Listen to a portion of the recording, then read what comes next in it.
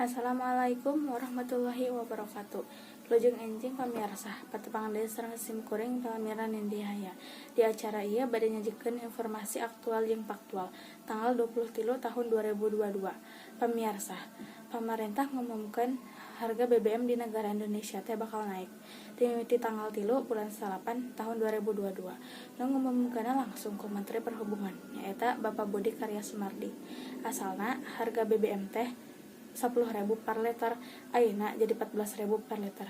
Naikna teh 4.000. Ku sakituna pamarentah minta perhatianana ti masyarakat kabeh.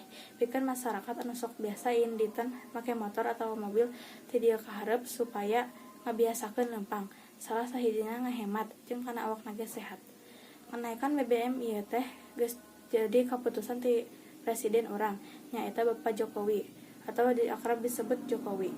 Ku ayeuna BBM naik loban masyarakat ngerasa keberatan lantaran waktuna nu kurang pas sabab urang sarerea cenah kakenaan ku virus Covid.